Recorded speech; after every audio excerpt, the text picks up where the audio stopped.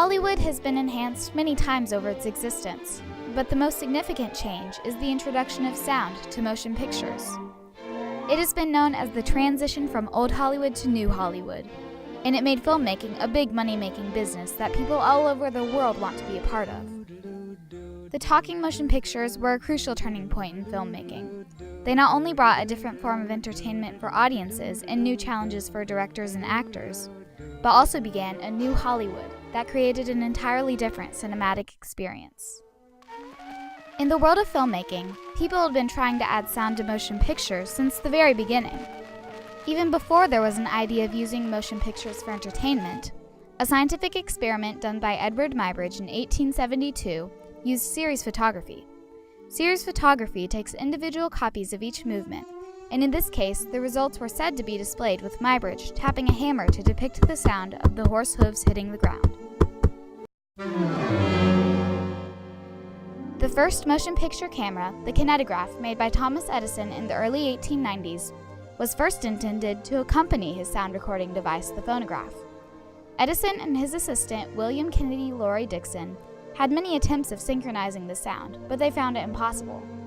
This shows that sound was always intended to be a part of motion pictures, but the real turning point is when sound successfully made it on a recording for a movie on the big screen. Until then, silent movies were the only form of motion pictures. Silent cinema was viewed as a perfected art. Still, there were inventors all over the world attempting to add sound to movies. Most of these were unsuccessful due to sound amplification, poor synchronization, or no studios were interested. Most big studios felt that the art of silent film had been perfected, and adding sound would make them have to start from scratch.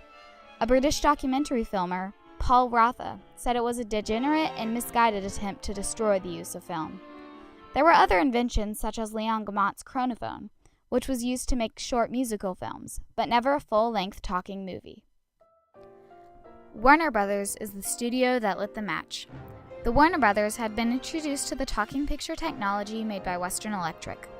There was some controversy among the brothers about costs to wire theaters for sound, about $20,000 per theater. But they were convinced that it would help theaters that can't have full orchestras by giving them recorded music. So Warner Brothers decided to make some tests. The technology was named the Vitaphone, and Warner Brothers began to release short musical films called Vitaphone Shorts. These programs were a bit like music videos in that Will Hayes would come out and introduce the technology, and then we would get little shorts, little 5-minute excerpts of musical accompaniment. There would be a fellow with a banjo, or a famous opera singer doing an aria from a well-known opera, or a small chamber orchestra would do a piece, and it would be synchronized sound. That is, we would see the performer's lips move to the music, we would see the violin strings move to the music. And these were fairly popular. They were sensational. Audiences were won over by this technology, which gave Warner Brothers the idea that, yes, we need to move ahead with this technology. It is working, it is functional, audiences like it. Warner Brothers decided to move forward and make a full-length film with sound. The first film with sound was Don Juan in 1926. This film had recorded music and effects, but not talking. The movie was viewed as a silent picture because audiences had to read the dialogue. Still, it was a great success and made Warner Brothers continue with using sound. The next movie Warner Brothers made with sound was The Jazz Singer in 1927. This movie is considered the first talkie. It was the box office hit that had something special about it that won over audiences. When they got to The Jazz Singer, there wasn't actually anything new in The Jazz Singer until there's a wonderful scene where he is talking to his mother, and he performs on the piano a song called Blue Skies. And as he's singing, he stops and kind of vamps with his left hand on the piano and just improvises dialogue with the actress who played his mother. And this was not part of the script. Warner Brothers did not anticipate this to be part of the film, but they left it in. So he improvises a conversation with his mother for about 3 or 4 minutes and then goes back into the song Blue Skies and finishes it. Well, when audiences saw this, they were floored. It was a sign to Warner Brothers that no, it's not musical accompaniment. That's the most thrilling part of the sound film. It's the possibility of real, authentic, intimate dialogue between two characters. After The Jazz Singer, all other movie studios began coming into sound and thus creating a big turning point in filmmaking. Warner Brothers made about $3.5 million from The Jazz Singer, and the film got the first ever Academy Award for technical achievement. From the mid-1920s to 1929, the talkies made ticket sales increase from 50 million people a week to 110 million, a 120% increase. This validated spending money for the whole industry. In the years of silent films, the industry was filled with women and immigrants. Due to low salaries and slow growth, it was not taken seriously as a business. The addition of sound later changed the demographics of filmmakers. With talking films, the price of making movies skyrocketed. And so with talking films, Wall Street really entered the business for the first time. And when money entered into it, the jobs started paying more, it was taken seriously as a business, and men wanted those jobs. Of course, the movie industry made tons of money from the talkies, but only a few years after sound came into play was the stock market crash of 1929, which was the starting point of the Great Depression. The Great Depression did affect the film industry, but it is likely that had the Warner Brothers chosen to not use sound at that time, it could have taken 10 or more years for Hollywood to come back and take a chance on sound. Since the talkies came when they did, the film industry did not suffer as much as it would have because it brought a financial cushion for Hollywood to fall back on. When they were hit with the Great Depression, ticket sales went from 90 million to 60 million. This is 10 million more than what they had before the talkies, so this allowed movies to stay on course. The talkies brought new genres to filmmaking, like gangster films, Happy New Year, boys. musicals,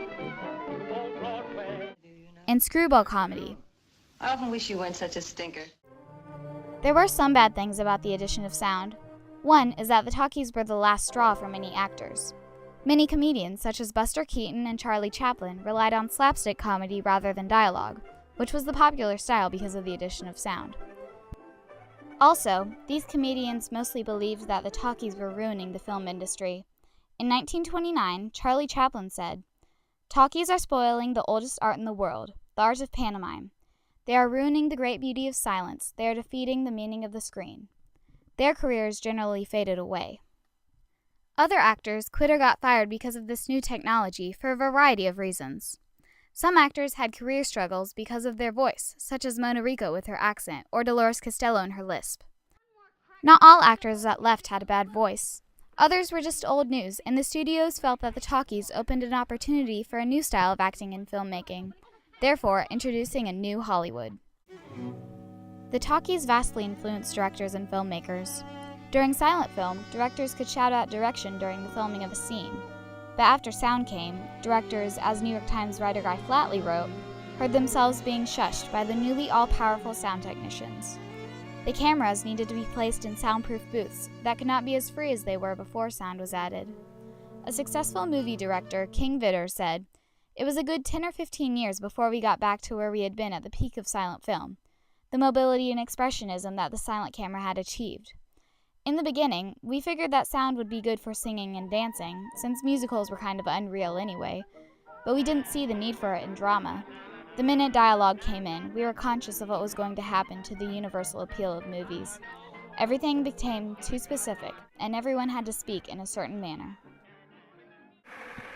The addition of sound to motion pictures brought new boundaries for filmmakers, and will continue to do so. This changed the view of Hollywood and the screen forever. Believe me, Olga? The talkies instantly influenced Hollywood by immediately increasing ticket sales, building respect of the business, changing the style of movies, and changing the public view of Hollywood to being a growing industry of advanced technology. This has had a great impact on the screen today. New sound technologies such as surround sound are even available for homes. The addition of sound didn't only lead to sound improvements, but also screen innovations such as color, widescreen, and 3D technology. The screen today is full of computerized special effects and impressive sound quality that only came because of the legacy left by the talkies.